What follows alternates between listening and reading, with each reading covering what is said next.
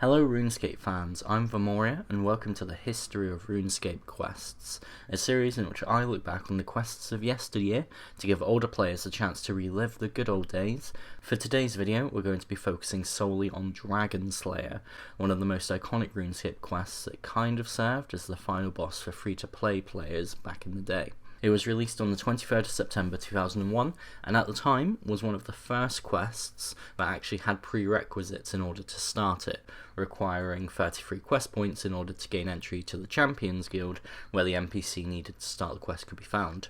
The actual first quest was Black Knight's Fortress, which needed 13 quest points to start.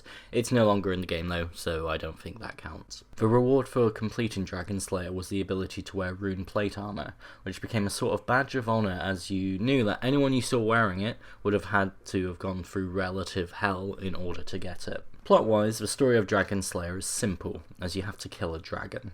However, it's broken up into multiple story beats and sections which really added to the difficulty.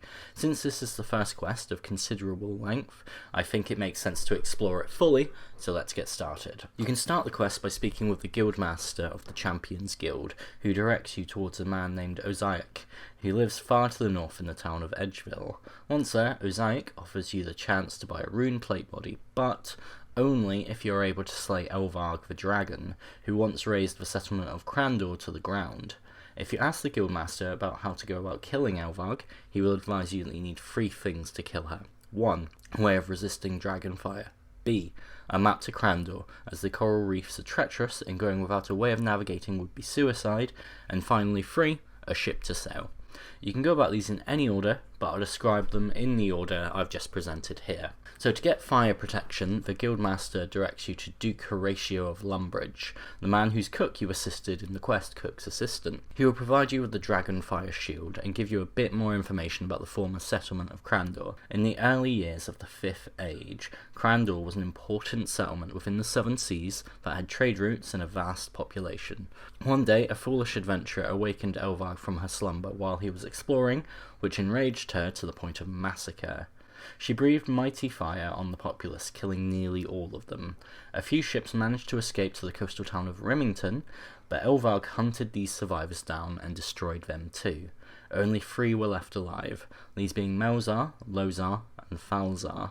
The 3 decided that no adventurers should ever suffer the same fate their people had, and they split apart the map needed for navigation into 3, with each of them taking a piece. The second part of this quest has you recovering these map pieces in order to find a safe path to Crandor.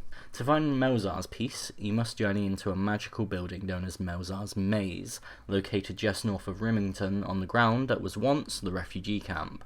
The player fights their way through rats, skeletons, ghosts, zombies, Melzar himself driven mad with grief, and a demon in order to finally retrieve his third of the map.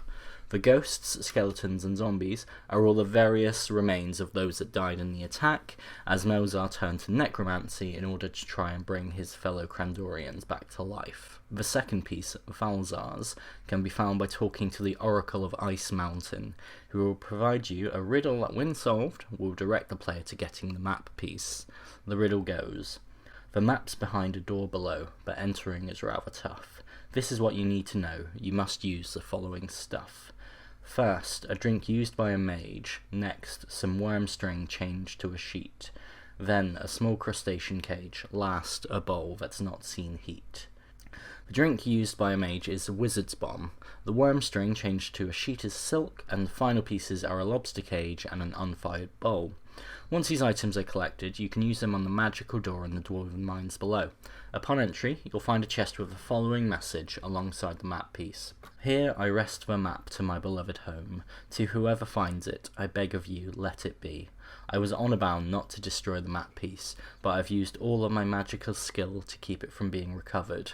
This map leads to the lair of the beasts that destroyed my home, devoured my family, and burned to a cinder all that I love. But revenge would not benefit me now, and to disturb this beast is to risk bringing its wrath down upon another land. I cannot stop you from taking this map piece now, but think on this. If you can slay the Dragon of Crandor, you are a greater hero than my land ever produced. There is no shame in backing out now. The final piece was kept safe by Lozar, who went on to become a resident of Lumbridge.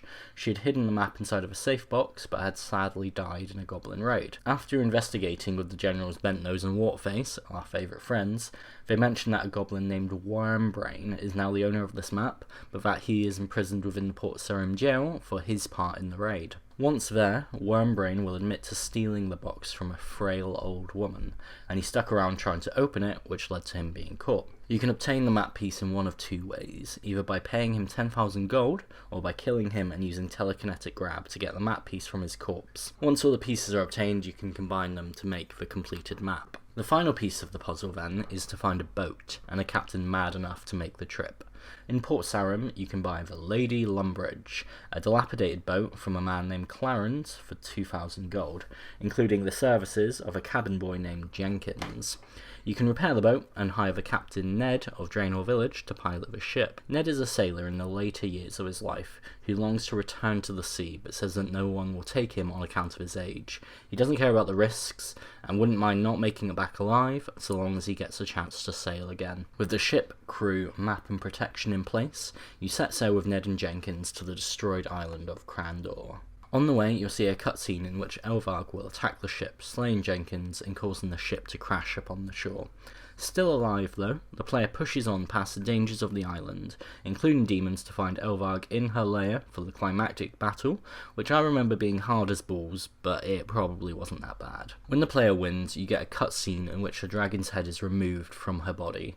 You can then return back to Isaac to complete the quest, and be granted the ability to wear rune plate armour. Review-wise, I can understand why this quest is iconic. It has stakes due to the Crandorian people dying, a compelling villain in Elvarg, was difficult for the time, had a worthwhile reward in the armour, and really stood as a badge of honour for those who had progressed enough in the game to complete it. It's so iconic, in fact, that the recently kickstarted RuneScape board game is called Shadow of Elvarg, so even 21 years on from its release, it is still fondly remembered as a bit of RuneScape history. And that is it for the video. Please leave a like if you learned anything, give me a subscribe if you'd like to see more of my videos, and leave a comment to say how in awe you were of your school friends who completed this quest, or how good it felt to be part of the Dragon Slayer crew, lording it over all of your noob friends. You're welcome to watch some of my other videos in this series, or go see some of my old quick lore videos, which, while a bit out of date right now, is still a series that I'm really proud of, even if it is unfinished. If you'd like to see me revisiting that series again, then please feel free to let me know down below. Thank you for watching, take care, and happy questing.